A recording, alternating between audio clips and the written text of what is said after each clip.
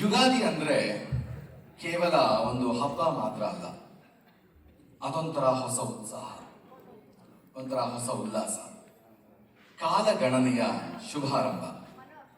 ಈ ಪರ್ವಕಾಲದ ಆರಂಭದಲ್ಲಿಯೇ ನಾವು ಗುರು ಹಿರಿಯರ ಆಶೀರ್ವಾದ ಪಡೆದು ಅವರಿಂದ ಈ ಹೊಸ ವರ್ಷದ ಫಲಾಫಲಗಳನ್ನು ತಿಳಿಯೋದು ನಮ್ಮ ಸುಸಂಪ್ರದಾಯ.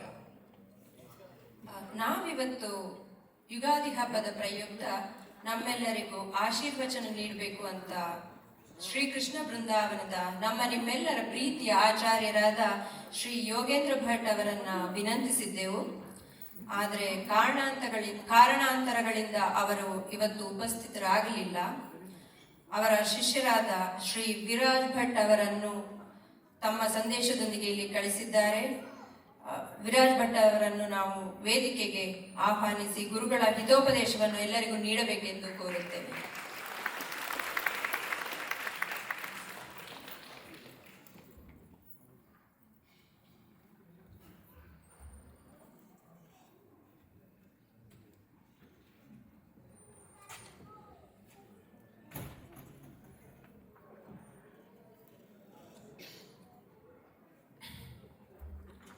ನಾರಾಯಣಂ ಸುರಗುರುಂ ಜಗದೇಕನಾಥಂ ಭಕ್ತಪ್ರಿಯಂ ಸಕಲಲೋಕ ನಮಸ್ಕೃತಂಚ ತ್ರೈಗುಣ್ಯವರ್ಜಿತಮಚಂ ವಿಭುಮಾಧ್ಯಮೀಶಂ ವಂದೇ ಭವಗ್ನಂ ಅಮರಾಸುರ ಸಿದ್ಧವಂದ್ಯಂ.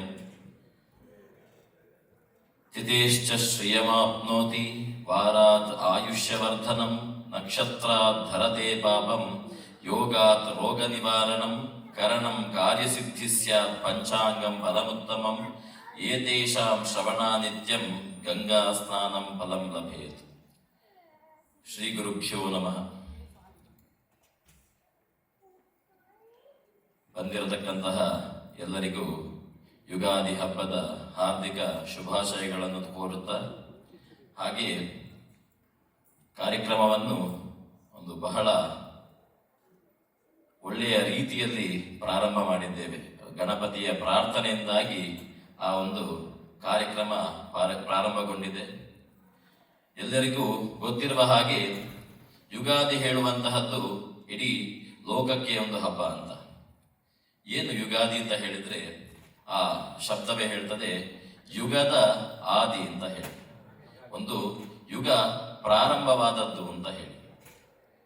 ಅಂದ್ರೆ ಭಗವಂತ ಪ್ರಪಂಚವನ್ನು ಸೃಷ್ಟಿಸಿದ ಪ್ರಥಮ ದಿನ ಅಂತ ಹೇಳಿ, ಚೈತ್ರ ಮಾಸದ ಶುಕ್ಲ ಪಕ್ಷ ಅಂತ.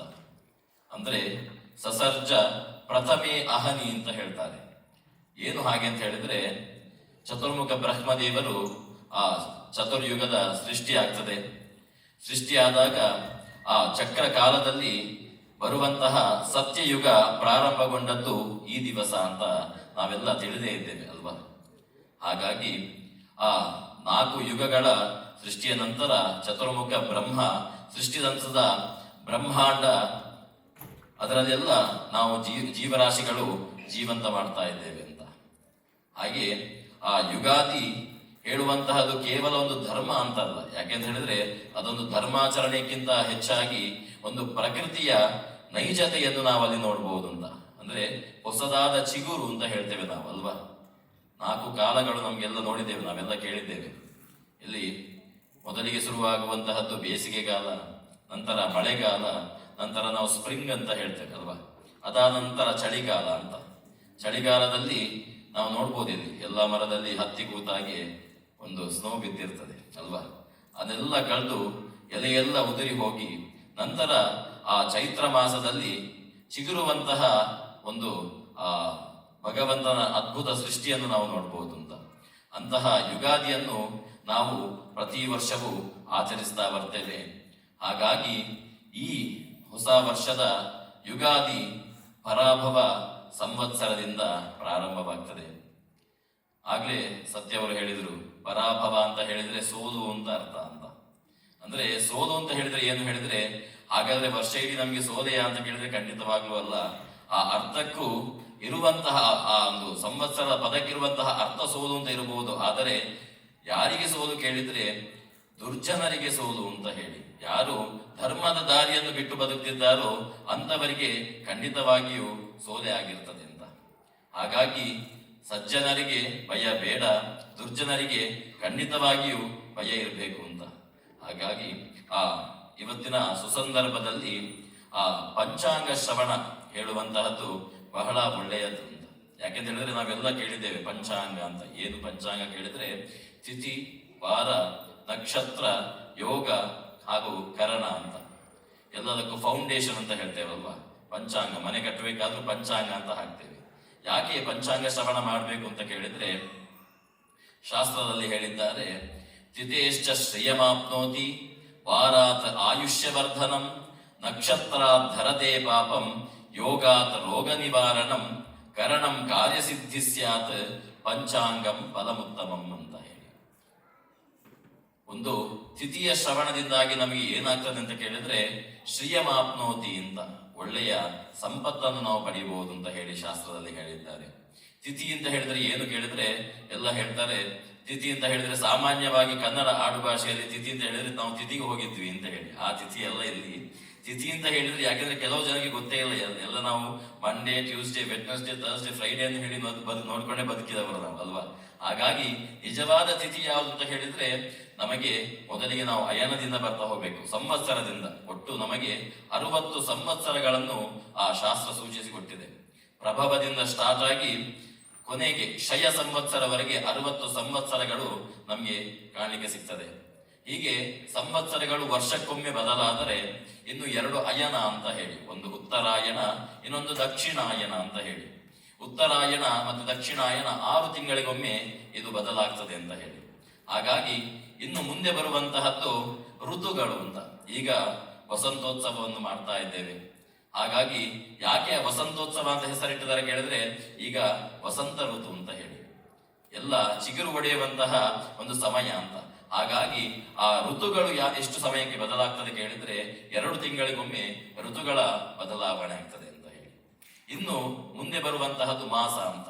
12 ಮಾಸಗಳು, ನಾವು 12 ತಿಂಗಳು ನಾವು ಏನು ಕ್ಯಾಲೆಂಡರ್ ಪ್ರಕಾರ ನೋಡ್ತೇವೋ ಅದೇ ರೀತಿಯಾಗಿ 12 ಮಾಸಗಳು ಚೈತ್ರದಿಂದ ಪ್ರಾರಂಭವಾಗಿ ಶಿಶಿರ ಋತುವರೆಗೆ ಆ 12 ಮಾಸಗಳನ್ನು ನಾವು ನೋಡ್ತೇವೆ ಅಂತ. ಹೀಗೆ ಆ 12 ಮಾಸಗಳ ನಂತರ ಬರುವಂತಹದ್ದೇ ಪಕ್ಷ ಅಂತ. 2 ಪಕ್ಷ ನಾವು ಕೇಳಿದ್ದೇವೆ, ಒಂದು ಕೃಷ್ಣ ಪಕ್ಷ, ಇನ್ನೊಂದು ಶುಕ್ಲ ಪಕ್ಷ ಅಂತ ಹೇಳಿ. ಹಾಗಾಗಿ ಆ ಕೃಷ್ಣ ಪಕ್ಷದಲ್ಲಿ ಮತ್ತೆ ಬರುವಂತಹದ್ದು ತಿಥಿಗಳು ಅಂತ.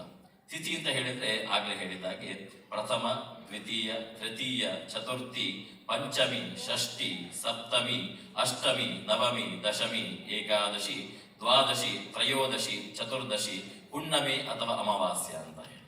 ಹಾಗಾಗಿ ಇಂಥದ್ದೆಲ್ಲ ಶ್ರವಣದಿಂದ ನಮಗೆ ಏನೆಲ್ಲ ಲಾಭ ಅಂತ ಹೇಳಿದ್ರೆ ಆಗ್ಲೇ ಹೇಳಿದಾಗೆ ತಿಥೇಶ್ಚ ಶ್ರಿಯಮಾಪ್ನೋತಿ, ವಾರಾತ್ ಆಯುಷ್ಯವರ್ಧನಂ. ವಾರದ ಶ್ರವಣದಿಂದಾಗಿ ನಮಗೆ ಏನು ಲಾಭ ಅಂತ ಕೇಳಿದ್ರೆ ನಮ್ಮ ದೀರ್ಘ ಆಯುಷ್ಯದಲ್ಲಿ ಎಷ್ಟುವರೆಗೆ ಬ್ರಹ್ಮ ಬರ್ದಿದಾನೋ ಅಲ್ಲಿವರೆಗೆ ನಮ್ಮ ದೀರ್ಘ ಆಯುಷ್ಯವನ್ನು ನಾವು ಸಾಧನೆ ಮಾಡಲಿಕ್ಕೆ ಸಾಧ್ಯ ಅಂತ. ಇನ್ನು ನಕ್ಷತ್ರಾತ್ ಧರತೆ ಪಾಪಂ ಅಂತ ಹೇಳಿದ್ದಾರೆ. ನಕ್ಷತ್ರ ಶ್ರವಣದಿಂದಾಗಿ ನಮಗೆ ಏನಾಗ್ತದೆ ಕೇಳಿದ್ರೆ ನಮ್ಮ ಪಾಪಗಳು ಎಲ್ಲ ನಾಶ ಆಗ್ತದೆ ಅಂತ. ಯಾಕಂದ್ರೆ ಮನುಷ್ಯಾಗಿ ಹುಟ್ಟಿದ್ದೇವೆ ಅಂತ ಹೇಳಿದ್ರೆ ನಾವೆಲ್ಲ ಪಾಪಿಗಳಂತವೇ ಲೆಕ್ಕ ಅಲ್ವಾ. ನಿತ್ಯವೂ ದೇವರ ಸ್ಮರಣೆ ಮಾಡ್ಬೇಕು ಅಂತ ನಮ್ಗೆ ಗೊತ್ತಿದ್ರೂ ಕೂಡ ನಾವೆಲ್ಲ ಲೇಟ್ ಆಗಿ ಎದ್ದು ಫೋನ್ನ ಸ್ಮರಣೆ ಮಾಡ್ತೇವೆ ಬಿಟ್ರೆ ದೇವರ ಸ್ಮರಣೆ ತುಂಬಾ ಕಮ್ಮಿ ಆಗ್ತಾ ಬಂದಿದೆ ಅಲ್ವಾ.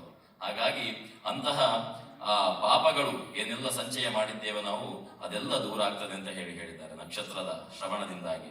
ಇನ್ನು ಯೋಗಗಳು ಹೇಗೆ 27 ನಕ್ಷತ್ರಗಳಿದೆಯೋ ಅದೇ ರೀತಿ 27 ಯೋಗಗಳನ್ನು ಕೂಡ ಶಾಸ್ತ್ರದಲ್ಲಿ ಹೇಳಿದ್ದಾರೆ. ವಿಷ್ಕಂಬ, ಪ್ರೀತಿ, ಆಯುಷ್ಮಾನ್ ಅಂತ ಹೇಳಿ ಶುರುವಾಗ್ತದೆ. ಹಾಗೆ ಆ ಯೋಗಗಳ ಶ್ರವಣದಿಂದಾಗಿ ನಮ್ಮಲ್ಲಿರತಕ್ಕಂತಹ ರೋಗಗಳೆಲ್ಲ ನಿವಾರಣೆ ಆಗ್ತದೆ ಅಂತ ಹೇಳಿ ಶಾಸ್ತ್ರದಲ್ಲಿ ಹೇಳಿದ್ದಾರೆ. ಇನ್ನು ಕರಣಂ ಕಾರ್ಯಸಿದ್ಧಿ ಸ್ಯಾತ್ ಅಂತ 5ನೇ ಅಂಗ ಕರಣ ಅಂತ ಹೇಳಿ. ಕರಣ ಶ್ರವಣದಿಂದ ಏನಾಗ್ತದೆ ಅಂತ ಕೇಳಿದ್ರೆ ಕಾರ್ಯಸಿದ್ಧಿ. ನಾವು ಏನೆಲ್ಲ ಅಂದ್ಕೊಂಡಿದ್ದೇವೆ ನಮ್ಮ ಕಾರ್ಯಗಳು ಇವತ್ತು ಬೆಳಗಿಂದ ಸಂಜೆವರೆಗೂ ಆಗ್ಲಿ ಅಥವಾ ನಮ್ಮ ಜೀವನದಲ್ಲಿ ಏನೆಲ್ಲ ಕಾರ್ಯಗಳಿದೆಯೋ ಅದೆಲ್ಲ ಸಿದ್ಧಿ ಆಗ್ಬೇಕು ಅಂತ ಹೇಳಿದ್ರೆ ಆ ಕರ್ಣದ ಶ್ರವಣವನ್ನು ನಾವು ಮಾಡ್ಬೇಕು ಅಂತ. ಏತೇಷಾಂ ಶ್ರವಣ ನಿತ್ಯಂ ಗಂಗಾ ಸ್ನಾನಂ ಫಲಂ ಲಭೇತ್ ಅಂತ. ನಾವು ಸಪ್ತ ಸಾಗರವನ್ನು ದಾಟಿ ಈ ಅಮೆರಿಕ ದೇಶಕ್ಕೆ ಬಂದಿದ್ದೇವೆ ಅಲ್ವಾ. ಇಲ್ಲಿ ಹೇಗಪ್ಪ ಗಂಗಾ ಸ್ನಾನ ಮಾಡುದು ಅಂತ ಹೇಳಿ ಯೋಚನೆ ಇದ್ರೆ ಖಂಡಿತವಾಗಿಯೂ ಆ ಯೋಚನೆ ಬೇಡ. ಪಂಚಾಂಗ ಶ್ರವಣದಿಂದಾಗಿ ಆ ಗಂಗೆಯ ಸ್ನಾನದಲ್ಲಿ ಮಾಡಿದ್ರೆ ಎಷ್ಟು ಪುಣ್ಯ ಇದೆಯೋ ಅಷ್ಟೇ ಪುಣ್ಯ ಪಂಚಾಂಗ ಶ್ರವಣದಲ್ಲಿದೆ ಅಂತ ಶಾಸ್ತ್ರದಲ್ಲಿ ಹೇಳಿದ್ದಾರೆ. ಹಾಗಾಗಿ ನಮ್ಮ ಶಾಸ್ತ್ರಕಾರರು ಅಷ್ಟು ಒಳ್ಳೆಯ ಅದ್ಭುತವಾದಂತಹ ಒಂದು ಪಂಚಾಂಗವನ್ನು ನಮಗೆ ನೀಡಿದ್ದಾರೆ. ಹಾಗಾಗಿ ಆ ಪಂಚಾಂಗದ ಶ್ರವಣ ನಾವೀಗ ಮಾಡಲಿಕ್ಕಿದ್ದೇವೆ. ವಿಶೇಷವಾಗಿ ನಾನು ಎಲ್ಲವನ್ನೂ ಹೇಳಲಿಕ್ಕೆ ಹೋಗುವುದಿಲ್ಲ. ಯಾಕೆಂತ ಹೇಳಿದ್ರೆ ಇವತ್ತು ಆಗ್ಲಿಕ್ಕೆ ಇನ್ನು ತುಂಬಾ ಪ್ರೋಗ್ರಾಮ್ ಇನ್ನು ಬಾಕಿ ಇದೆ. ಆದ್ರಿಂದಾಗಿ ಆ ಸಂಕ್ಷಿಪ್ತವಾಗಿ ಅದರ ವಿಚಾರಗಳನ್ನು ನಾನು ನಿಮಗೆ ಹೇಳ್ತಾ ಬರ್ತೇನೆ. ಅದರಲ್ಲಿ ಮುಖ್ಯವಾಗಿ ಆ ಯುಗಾದಿ, ಈ ಪರಾಭವ ಸಂವತ್ಸರದ ಒಂದು ಶುಭ ಅವಸರದಲ್ಲಿ ಇವತ್ತಿನ ತಿಥಿ ಹೇಗೆ ನಾವು ಪರಿಗಣನೆ ಮಾಡ್ತೇವೆ ಅಂತ ಕೇಳಿದ್ರೆ, ಚಂದ್ರನ ಒಂದು ಪೊಸಿಷನ್ ಅದನ್ನು ನೋಡಿಕೊಂಡು ನಾವು ಯಾವ ತಿಥಿ, ಯಾವ ವಾರ, ಯಾವ ನಕ್ಷತ್ರ ಅಂತ ಹೇಳಿ ಅಲ್ಲಿ ಯೋಚನೆ ಮಾಡ್ತೇವೆ. ಹಾಗೆ ನೋಡುವಾಗ ಇವತ್ತಿನ ನಕ್ಷತ್ರ ಏನು ಅಂತ ಕೇಳಿದ್ರೆ ಭರಣಿ ನಕ್ಷತ್ರ, ವೈಧೃತ ನಾಮ ಯೋಗ, ಹಾಗೆ ವಣಿಜಕರಣ ಅಂತ. ಹಾಗೆ ಆ ನಕ್ಷತ್ರಗಳ ಸೂಚನೆಯ ಆಧಾರದ ಮೇಲೆ ಶುಭ ಮತ್ತೆ ಅಶುಭ ಅಂತ ಈ ವರ್ಷದ ಇಡೀ ಹೊಸ ವರ್ಷದ ಪರಾಭವ ಸಂವತ್ಸರ ವರ್ಷದ ಪುಣ್ಯ ಶುಭ ಫಲ ಅಂತ ನಾವು ಏನು ಹೇಳ್ತೇವಲ್ವಾ, ಆ ಶುಭ ಫಲ ಹೇಗಿದೆ ಅಂತ ಕೇಳಿದ್ರೆ, ಯಾರಿಗೆಲ್ಲ ಇದೆ ಅಂತ ಕೇಳಿದ್ರೆ, ಯಾವ ರಾಶಿಗಳಿಗಿದೆ ಅಂತ ಹೇಳಿದ್ರೆ, ಅಲ್ಲಿ ಶಾಸ್ತ್ರದಲ್ಲಿ ಹೇಳಿದ್ದಾರೆ ಮೇಷರಾಶಿ, ಮಿಥುನ ರಾಶಿ, ಸಿಂಹ ರಾಶಿ, ಕನ್ಯಾ ರಾಶಿ, ಧನುರ್ ರಾಶಿ, ವೃಶ್ಚಿಕ ಹಾಗೂ ಮೀನ ರಾಶಿಗೆ ಶುಭ ಫಲ ಇದೆ ಅಂತ ಹೇಳಿ ಈ ವರ್ಷ ಹೇಳಿ. ಹಾಗಾದ್ರೆ ಬಾಕಿಯವರಿಗೆ ಅಶುಭವಾಗಿ ಹೇಳಿದ್ರೆ ಖಂಡಿತವಾಗಲೂ ಅಲ್ಲ. ನಿಮಗೆ ಇನ್ನೊಂದು ಅವಕಾಶ ಸಿಕ್ಕಿದೆ. ಏನು ಕೇಳಿದ್ರೆ, ಇನ್ನಷ್ಟು ದೇವರ ಸ್ಮರಣೆಯನ್ನು ಮಾಡುವಂತಹ ಅವಕಾಶ ನಿಮಗೆ ಆ ದೇವರು ಮಾಡಿಕೊಟ್ಟಿದ್ದಾನೆ. ಹಾಗಾಗಿ ಶುಭ ರಾಶಿಯವರು ಅದನ್ನು ಕಾಪಾಡಿಕೊಂಡು ಇನ್ನಷ್ಟು ಹೆಚ್ಚು ಸಂಪಾದನೆಯನ್ನು ಮಾಡಿ, ಅಶುಭ ರಾಶಿ ಇರುವವರು ಇನ್ನಷ್ಟು ದೇವರ ಸ್ಮರಣೆಯನ್ನು ಮಾಡ್ತಾ ಆ ದೇವರ ಒಂದು ತೃಪ್ತಿಗೆ ಪಾತ್ರರಾಗೋಣ ಅಂತ ಹೇಳ್ತಾ ನನ್ನ ಆ ಪಂಚಾಂಗ ಶ್ರವಣವನ್ನು ಇಲ್ಲಿಗೆ ಮುಕ್ತಾಯ ಮಾಡ್ತಾ ಇದ್ದೇನೆ. ಹಾಗೆಯೇ ಶ್ರೀಕೃಷ್ಣ ವೃಂದಾವನದ ವತಿಯಿಂದ ನಾವು ಇವತ್ತಿಲ್ಲಿ ಬಂದಿದ್ದೇವೆ ವಸಂತೋತ್ಸವಕ್ಕೆ. ಬಹಳ ಒಂದು ಒಳ್ಳೆಯ ಕಾರ್ಯಕ್ರಮ. ಯಾಕೆಂತ ಹೇಳಿದ್ರೆ, ಯುಗಾದಿ ಹಬ್ಬ ಸಾಧಾರಣ ಇಂಡಿಯಾದಲ್ಲೂ ಯಾರು ಆಚರಿಸಿಲ್ಲ, ಅಂತಹ ಒಂದು ಮಟ್ಟಕ್ಕೆ ಬಂದಿದೆ ಅಲ್ವಾ. ಆದ್ರೆ ಇಲ್ಲಿ ಆ ಮಕ್ಕಳ ಒಂದು ಕನ್ನಡದ ಒಂದು ಭಾವಗೀತೆಯನ್ನು ಕೇಳುವಾಗ ಬಹಳ ಸಂತೋಷ ಆಗ್ತದೆ. ಇದೊಂದು ಮಾದರಿ ಆಗ್ಬೇಕು. ಯಾಕಂತ ಹೇಳಿದ್ರೆ ಅಮೆರಿಕದಲ್ಲಿ ಯುಗಾದಿ ಸೆಲೆಬ್ರೇಷನ್ ಅಲ್ವಾ, ಯುಗಾದಿ ಹಬ್ಬದ ಸೆಲೆಬ್ರೇಷನ್ ಅನ್ನು ಈ ಬೃಂದಾವನ ಕನ್ನಡ ಕೂಟ ನ್ಯೂ ಜೆರ್ಸಿ ಮಾಡ್ತಿದೆ ಅಂತ ಹೇಳಿದ್ರೆ ಅವರಿಗೆ ಒಂದು ದೊಡ್ಡ ಚಪ್ಪಾಳೆಯನ್ನು ಖಂಡಿತವಾಗಲೂ ಇಲ್ಲಿ ಕೊಡಲೇಬೇಕು. ಯಾಕಂತ ಹೇಳಿದ್ರೆ ಇಷ್ಟೊಂದು ಕನ್ನಡಿಗರನ್ನು ಒಟ್ಟಿಗೂಡಿಕೊಂಡು ಆ ನಮ್ಮ ಒಂದು ಸಂಸ್ಕೃತಿಯನ್ನು ಉಳಿಸುವಂತಹ ಒಂದು ಕಾರ್ಯಕ್ರಮವನ್ನು ಮಾಡ್ತಾ ಇದ್ದೀರಿ. ಇನ್ನಷ್ಟು ವಸಂತೋತ್ಸವಗಳು, ಎಲ್ಲಾ ಋತುವಿನ ಉತ್ಸವಗಳು ಆಗುವಂತಹ ಒಂದು ಸಾಧ್ಯತೆ ನಿಮಗೆ ಇನ್ನು ದೇವರು ಕರುಣಿಸಲಿ ಅಂತ ಹೇಳಿಕೊಂಡು ಆ ಶ್ರೀಕೃಷ್ಣನಿಗೆ ನಮಸ್ಕರಿಸುತ್ತಾ ನನ್ನೆರಡು ಮಾತುಗಳನ್ನು ಶ್ರೀಕೃಷ್ಣ ಆರಂಭಿಸ್ತಾರೆ.